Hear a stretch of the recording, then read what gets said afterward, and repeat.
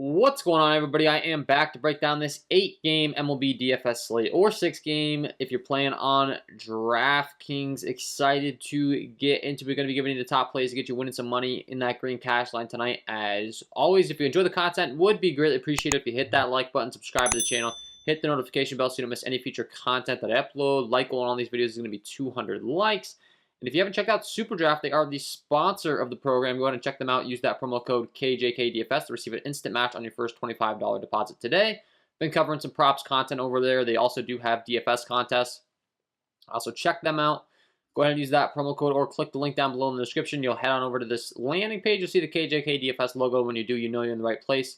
You can click on Get Offer to get that $25 match on your first $25 deposit. And if you are interested, I do offer premium content packages. I'll touch on that more at the end of the video, but that's linked below in the description. You get access to all of my starting pitcher data sheets, my core plays, my cheat sheet, my top stacks. I also just launched a bunch of new stuff as well. WNBA, an MLB All-Star package as well. You're going to get exclusive Discord and exclusive live stream every single day, live with me while I'm researching, so that's going good over there. If you're interested in getting some further in-depth analysis, if you're getting serious, really trying to profit on these slates. So let's talk about it. As always, we'll go to the pitching first, and then we'll break down hitting. Don't forget to stay tuned to the end of the video for my home run call of the day. And let's talk about it. So, as always, I like to go to sort my sheet by K-rate. It's fantasy sports. We get points for strikeouts. Not the best of pitching slates tonight with it being so small. Tony Gonsolin is at the top of things against the New York Mets here.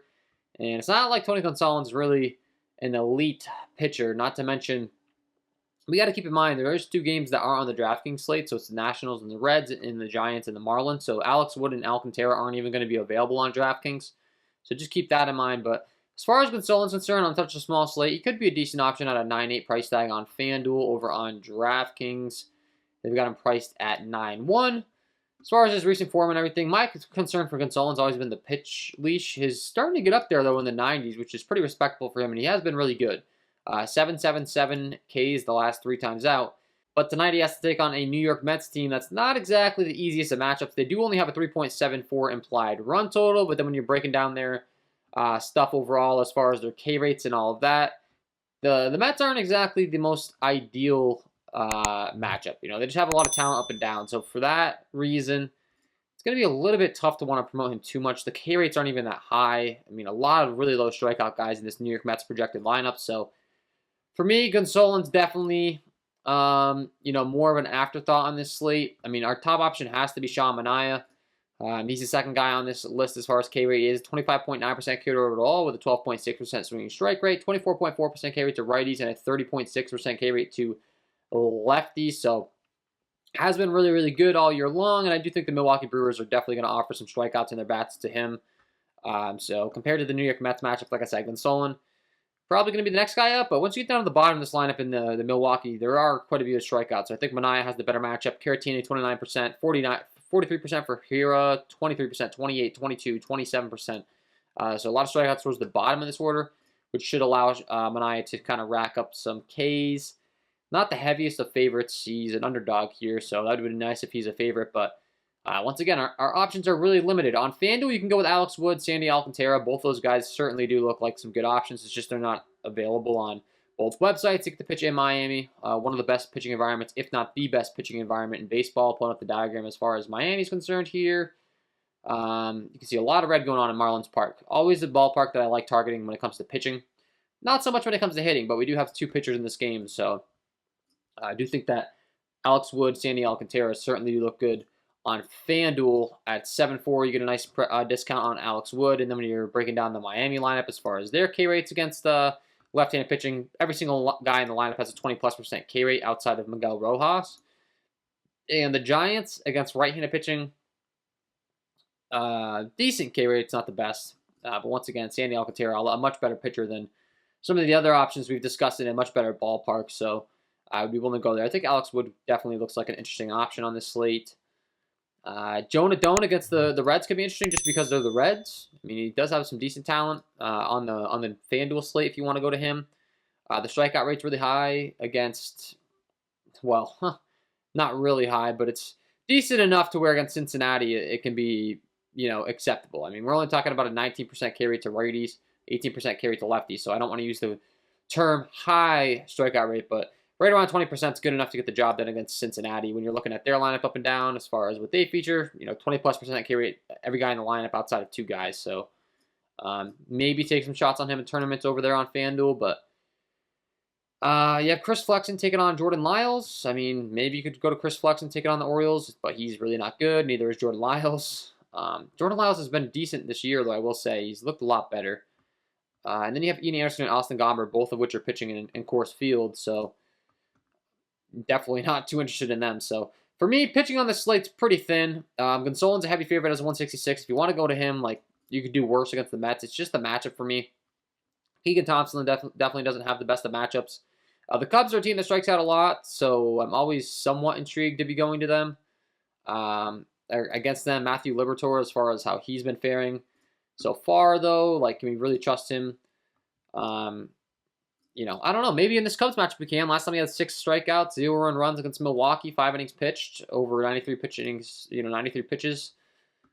Might not be the worst option. His numbers really don't look too great to start things out here, but we're only dealing with a 7 innings pitch sample size against righties, only a 2 innings pitch sample size against lefties. So, yeah, I mean, you could do worse with him, but overall in this pitching, on the slate, I would say you're kind of sticking to the top, and like Alcantara, Alex Wood, Sean Manaea. No one else really catches my eye here, so kind of a straightforward pitching slate, I would say. And then maybe like Graham Ashcraft is another option on FanDuel if you want to go there, but not really. Switching on over to bats, there's a lot more to like for bats, I would say. So as far as guys we're looking to target, the first guy we are looking to target is Graham Ashcraft. Only a 10 innings pitch sample size, but he is the worst here on the slate. Not the worst slugging against either side, though, either. He just looks really bad from a K perspective, the balls be putting in play. Only has a 1.69 ERA. But then you look at the over-under out here in Washington today. It's a 9.5 over-under, 5 implied run total for the Cincinnati Reds, a 4.47 implied run total for the Washington Nationals. So definitely expected to be some runs, I would say, on FanDuel. You can definitely stack these two teams up. We just have a limited sample size on Ashcraft, so it's not like we can lean strong towards him having issues with a certain split or anything. You're just looking to stack up the guys with the most power. The heart of this order for the Nationals. Josh Bell, Nelson Cruz, Juan Soto, lots of power.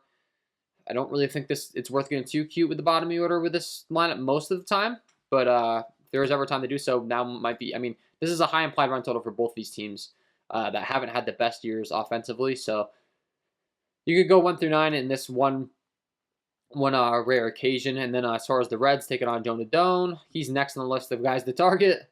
Good ground ball, fly ball stuff, good hard contact stuff, but he has a bad walk issue. Doesn't strike anyone out, really. Only 6.7% swinging strike rate. So, like I said, I guess you can make an argument for him just because of Cincinnati, but you could definitely make an argument for the Cincinnati bats, and specifically the left-handed hitters. He gives up a 495 slugging, 388 WOBA against those lefties. So, Joey Votto is going to look phenomenal. The rest of the lineup is really right-handed heavy, but Mike Moustakas at the bottom. He's had some rough times, but he traditionally has shown a lot of power from the left-handed side of the plate. Definitely would be willing to take some shots on them. And then the counter argument is Doan's a lot better against righties, and they have a lot of righties. So that's kind of the breakdown there. Reed Detmer's taking on the New York Yankees in Game 2 tonight. This game is not listed on FanDuel. And as far as DraftKings is concerned, it is. So, once again, a little bit of a difference here. You can't really target this game on FanDuel. You can target it over here on DraftKings. If you want to go to Jameson Taillon, he's a guy that I kind of skipped over. But you could definitely be going to him against an LA Angels squad that does strike out quite a bit. I mean, I definitely don't hate that. I'm not quite sure why he's not listed here either, but maybe I'm just missing him. Yeah, Jameson Taillon. Okay, right here. Yeah, you could definitely go to Taillon against the LA Angels on DraftKings specifically, but Reed Detmers is going to be a guy you're looking to target for the New York Yankees. Power right-handed bats. Even against lefties, he struggles, though. He gets up a 474 slugging against lefties, so lefty on lefty. The right-handed power, it's a back-to-back doubleheader today as far as the Yankees game is concerned, so just keep that in mind. And then as far as any Vegas data, let's see if we got anything out for this Game 2. 3.75 implied run total for both teams. It's expected to be not the greatest weather out there, so that's the only downside, but I have no issues with you stacking against Detmers over on DraftKings. There's probably some better spots, but maybe you get these guys lower owned than they should be because it's a doubleheader. I mean, I definitely don't hate it. Chris Flexen taking on Baltimore is always a guy you can target. He gives up a 454 slugging to righty. Specifically, you look to target him with the right-handed bats, and the Orioles do have plenty of right-handed bats. Once again, a little bit of weather concern, but I would anticipate that this game plays. I mean, you're pretty much looking to stack up 1 through 6 when it comes to the Orioles, I would say. Mountcastle, Odor, 7, and the 7th spot, Odor is pretty decent, actually. Ramon Urias. You could go 1 through 9, but mainly for me, 1 through 7, and I would prefer 1 through 6 for the Baltimore Orioles if I'm stacking them up against Flexen. That looks decent. Jordan Lyles, you could stack up the Mariners. I'd be willing to go 1 through 9 for them, honestly. Down to Taylor Trammell, Mike Ford. They have some power, so wouldn't hate that. But, yeah, he's another bad pitcher. Just not the best of offenses. Liberatore against the Chicago Cubs, he's been pretty bad, but we only have a limited sample size. The Cubs don't exactly have the highest implied total, only a 4.25 implied run total. If you want to stack up the power righties, though, I mean, they do have some guys that mash lefties, specifically 1 through 5. Christopher Morel has been fantastic leading off. Wisdom, Frank Schwindel, Contreras. That's where I'd be looking to go if I'm stacking up against Liberatore. And then Adrian Hauser taking on the Padres. He's really good at the hard contact stuff. I really don't want to be targeting him for that reason. I don't really like stacking against guys that have good hard contact stuff. Taijuan Walker, LA Dodgers, shocker. They have another high total, but he's pretty splits neutral. Gives up a 416 slugging to righties and 355 slugging to lefties. So Dodgers, once again, are going to be in play. I'm sure they're going to have high ownership, but, I mean, this lineup's just filthy, 1 through 9. You can definitely stack them up 1 through 9. It's the lineup where I feel the most comfortable stacking the top, in the bottom of the lineup. Like, I can just stack the bottom of the lineup, not even worry about it. If I need the extra salary to go to pitching, I'll stack the bottom of the lineup. If I have enough salary to go to the elite guys, I'll go to the elite guys. The Dodgers just make it that easy on you. Jordan Lyles definitely gives up a lot of hard contact, a lot of slugging, so we talked about it. The Mariners, a 486 slugging to righties and a 485 slugging to lefties. I mean, Mariners, they got to be in play. I know Lyles has been good as of late. The Orioles ballpark isn't quite as good with them moving that left field wall back and raising it up, but got to be in play here. Got to be in play. The road team, Lyles gives a lot of hard contact, so once again, talked about stacking them up. Definitely viable. And then once we get down past that, I mean, things get pretty uninteresting outside of the next two guys in course. Ian Anderson and Austin Gomber, they both do struggle more so against right-handed hitting than they do left-handed hitting, so we do prefer to target the righties in this game if at all possible, but it's course field. I mean, you could target anyone. It's an 11 over-under. It should be a lot of runs scored as far as course field's concerned in the hitting environment. If you weren't aware, it's the best hitting environment in baseball. Pulling up the diagram as far as how the Rocky Stadium plays, you can see green, green, green, green, green. Really good stuff all around as far as the hitting environment in course field. So, I mean, honestly, this has got to be the top spot on the slate by a wide margin.